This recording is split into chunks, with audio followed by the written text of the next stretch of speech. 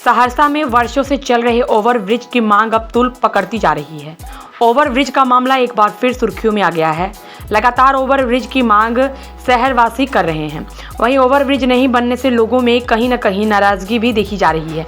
वहीं सहरसा के स्थानीय आम आवाम से लेकर तमाम संगठन के लोग अब आक्रोश हो चुके हैं और सरकार और जनप्रतिनिधियों से सहरसा के हक और अधिकार की मांग कर रहे हैं। इसी कड़ी में कोसी युवा संगठन के बैनर तले संगठन के संस्थापक सोहन झा के नेतृत्व में मधेपुरा लोकसभा के जदयू सांसद दिनेश चंद्र यादव के आवास का घेराव किया गया और ओवरब्रिज का निर्माण जल्द से जल्द हो उसकी मांग की गई।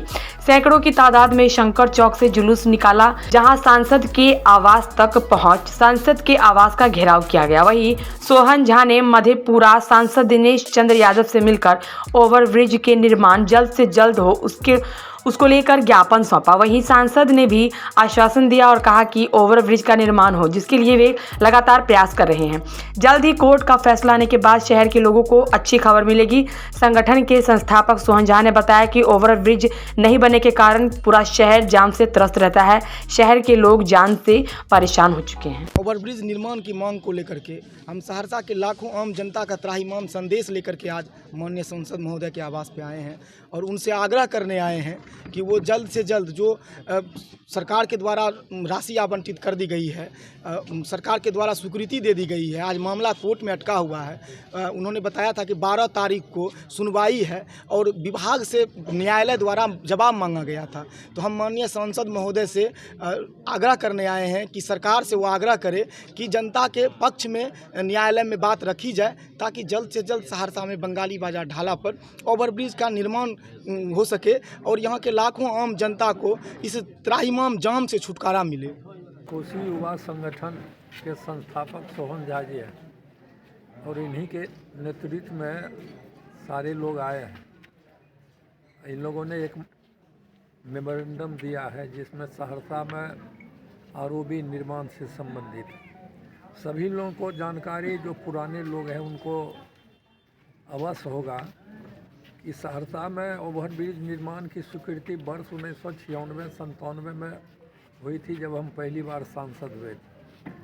और यह सच है कि कई बार इसका शिलान्यास हुआ, कई सरकार बीच में गई, लेकिन किसी न किसी कारणवश इसका निर्माण कार्य शुरू नहीं हुआ। इस बार जब सारी कठिनाई बाधा को दूर करते हुए इस बार जब पहल किया गया, तो उसमें एक बाधा यह भी आई कि जो भारत सरकार कहा कि जो ज़मीन अधिग्रहण होगा उसमें हम राशि नहीं देंगे। तो माननीय मुख्यमंत्री जी ने उसके लिए 104 करोड़ रुपया बिहार सरकार के मद से ज़मीन अधिग्रहण के लिए वो उसकी स्वीकृति दी। और जब प्रक्रिया शुरू होती तो फिर स्थानीय लोगों के द्वारा हाई कोर्ट में रीट दायर किया गया और उसमें हाई कोर्ट ने कहा कि इसमें कोई दूसरा रास्ता यदि संभव होता है उसको आप देखिए। लेकिन फिर जब बात हुई रेल से और बिहार सरकार के पदाधिकारियों की, तो रेल ने रिफ्यूज कर दिया कि हम 1 इंच भी ज़मीन अप्रोच के लिए हम आरओबी का नहीं देंगे। तो दूसरा विकल्प तो था ही नहीं, तो राज्य सरकार उसका टेंडर निकाल दिया। और जब टेंडर निकला तो फिर जो लोग रीट किए थे तो हाई कोर्ट चले गए कि आप तो कहे थे कि उस पर वैकल्पिक व्यवस्था करने पर, लेकिन बिहार सरकार टेंडर निकाल दिया। उसमें कोर्ट ऑफ कंटेम्प्ट ट्रीट करते हुए उस रीट पर मामला शुरू किया गया। वही मामला चल रहा है, कई तारीख पर तारीख चल रहा है। राज्य सरकार के अधिवक्ता भी मुस्तैद रहते हैं और उसका तारीख इसी महीने में 12 तारीख को है।